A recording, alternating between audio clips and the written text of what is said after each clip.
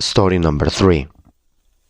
Three people dressed in all black with white face masks. The original post was deleted due to wall of text rules, so it feels a bit silly reposting, but I still want to share nonetheless, as it was a very creepy encounter. I'm writing this during the last days of April of the year 2024. This happened to me last night. I was almost home after a long day of traveling, and it was approximately 1 a.m. as I rounded a corner and I stopped at the intersection right near my home.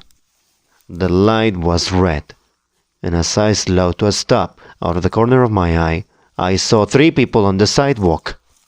They were all dressed in black and wearing white face masks or face paint, or a combination of the two.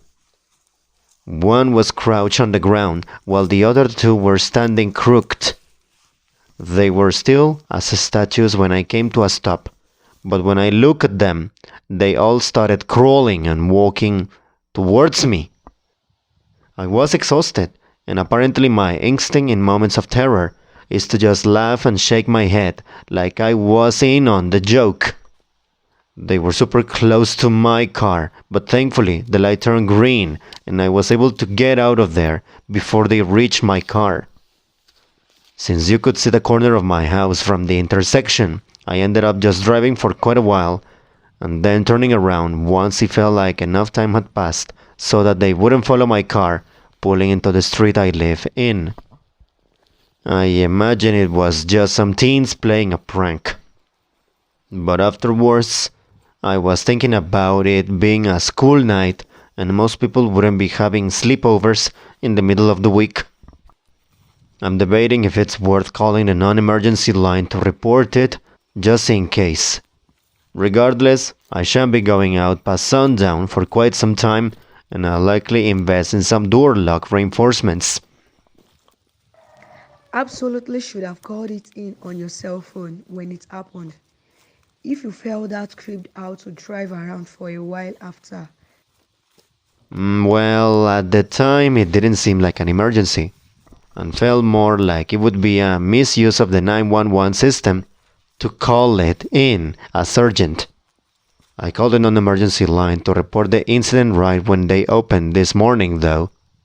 If I see something like that again, I'm just going to call the emergency line considering there's already a reported incident.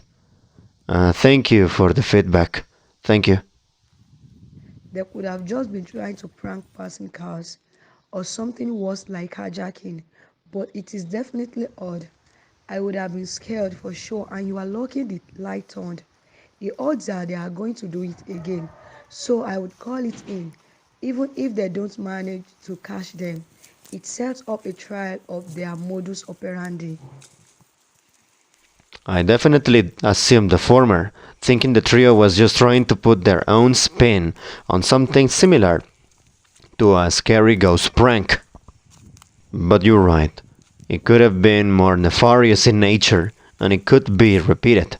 I did call the non-emergency line to report it, especially since over the last few nights I've had a hard time falling asleep, and I have been incessantly checking all my doors and window locks at night, knowing that intersection is within view of my living room window. Story number 4. Creepy acts of kindness or possible stalker. So first of all, let me start by saying that I'm dyslexic. So if my spelling or grammar is off, I apologize. I am 25, I'm a woman, and I'm from England. I'm writing these lines in the middle of April in the year 2024. So I've never actually met this person, so I hope this actually go on this Reddit forum. If it can't, please let me know. This started about 5 months ago, and first of all, it was quite a pleasant interaction, but it slowly got worse and more creepy. So it started about November or October.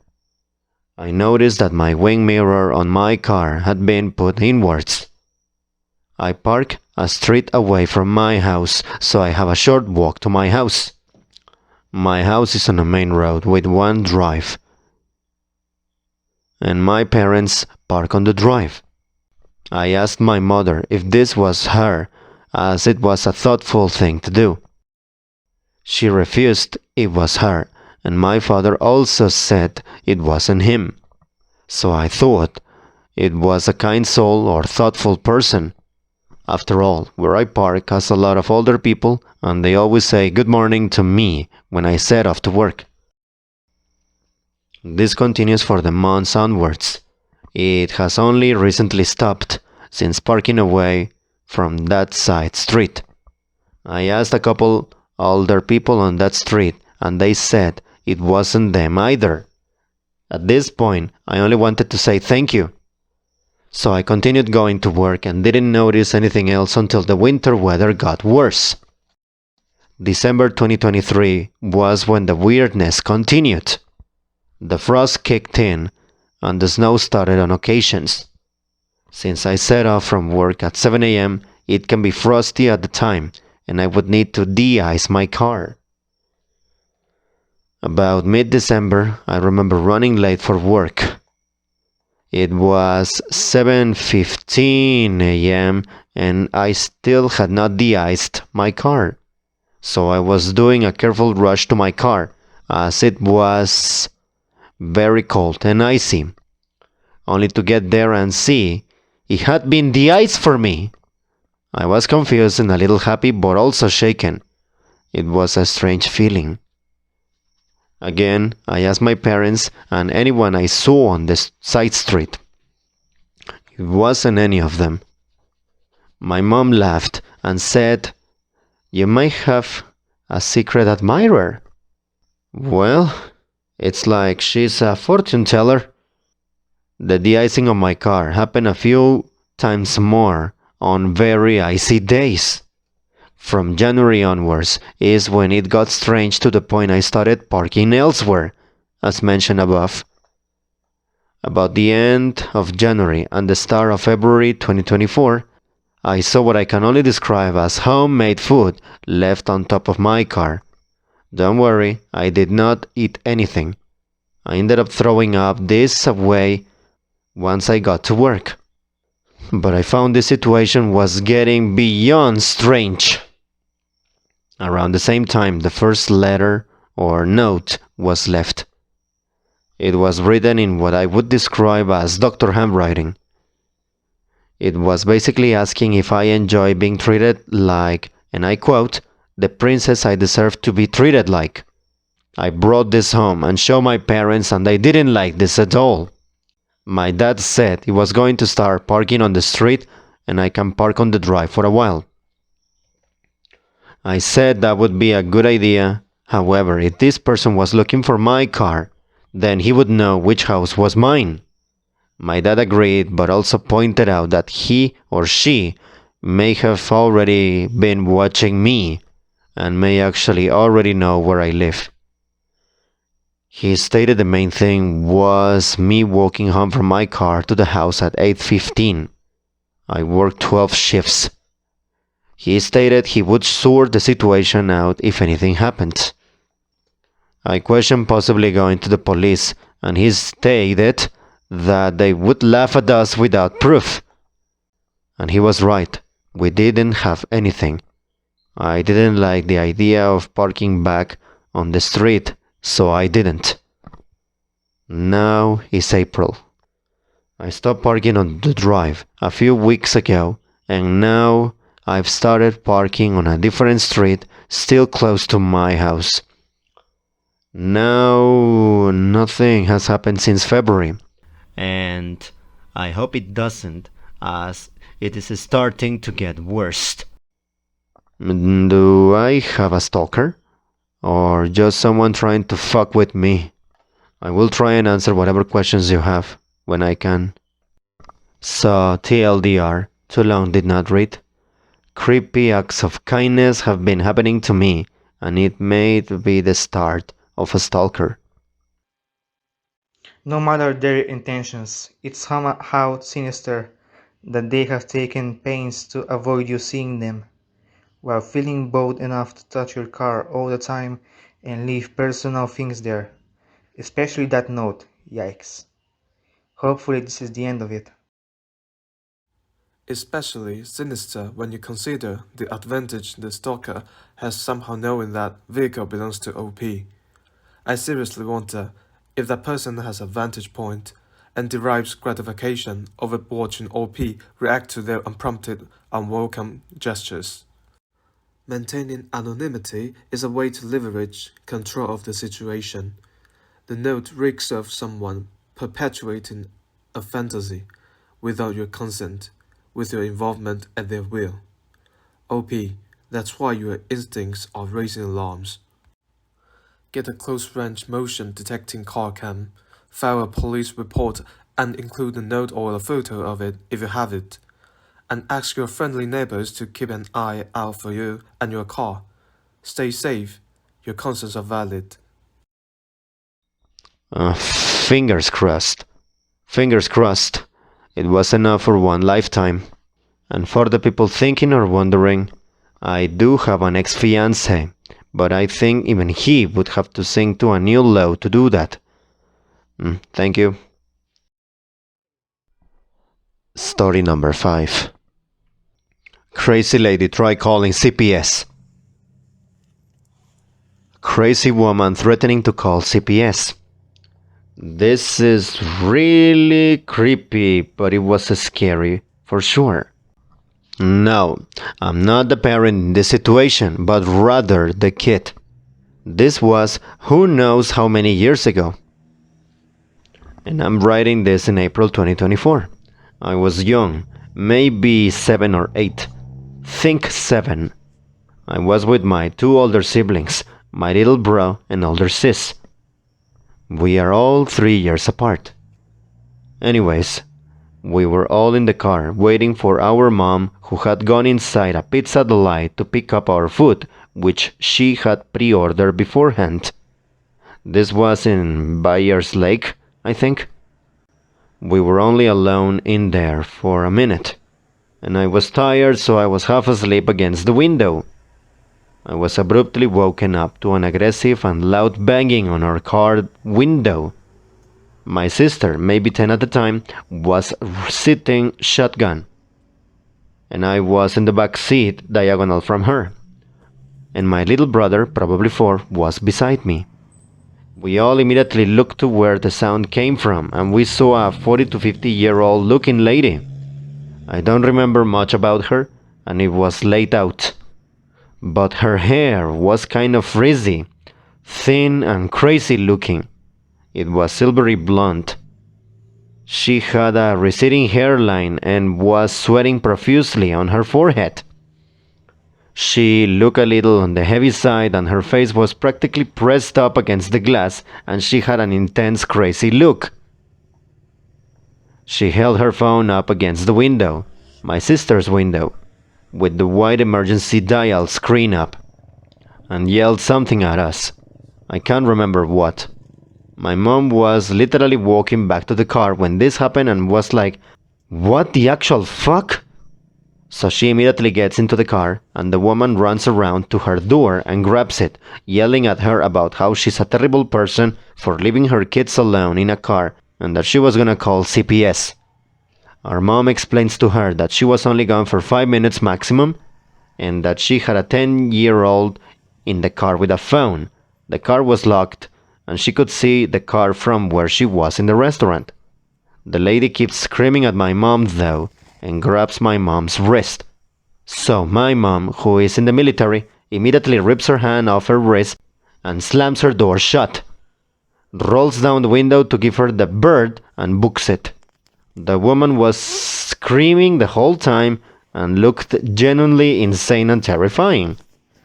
Anyways, we later dubbed her Pizza Karen around 2020, when we were reminiscing about the event and laugh about it now. But yeah, that's my story. I hope it temporarily fulfilled your boredom. That woman was wildly inappropriate, and your mother isn't responsible for the fact that other children might be mistreated. People act like the system is a safe place for children. I'm rolling my eyes when I say that. Holy shit, nowadays? She was grabbing a pizza. She walked in and out, dragging three kids into the pizza delight to pay, and pick up pizza is over the top. Like 2 steps in the door, it would have taken longer to get them all out of their car seats. Yeah, exactly, man. Like lady needed to chill out. X1000. Story number 6. The man in the yellow raincoat. So this is a story that happened to my mom's friend in Korea about like 10 years ago. And every time I hear this story, I still get the chills. For you to have a notion of time of the events in this story, I'm writing these lines in the year 2013, in November. Yeah, you read that right. You're probably listening to this at some point 10 years later or more. So my mom's friend lived in an apartment complex in Seoul.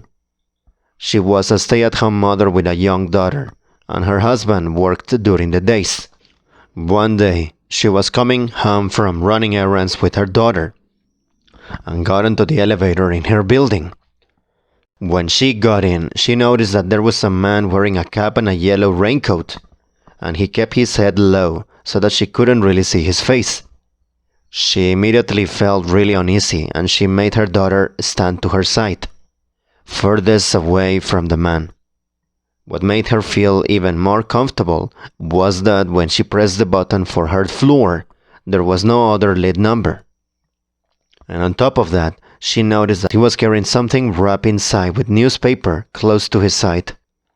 Things started to click in my mom's friend's head, and she started to panic and decided to take out her cell phone and pretend she was calling home to her husband, who was obviously really not at home and at work.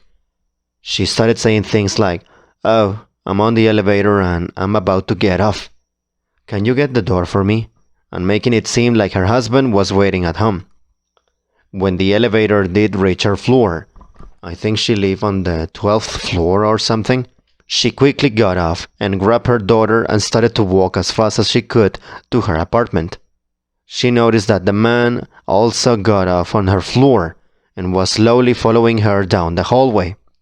When my mom's friend got to her door, she started to bang on it and shout, "Hey, you boo," which means husband or dear, "I'm home. Please open the door." And kind of pretended like he was coming to answer the door. Upon seeing this, the man in the yellow raincoat started to walk away back towards the elevator. When he seemed to be far away enough, my mom's friend quickly picked up her daughter and slid open her door's passcode thingy. This is usually how people get into their homes in Korea, and started to frantically punch in her key code.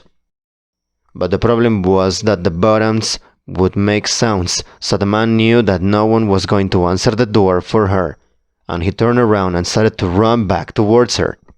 My mom's friend, at this point, was practically screaming, and when she finally got her door to open, the first thing she did was throw her daughter in through the door.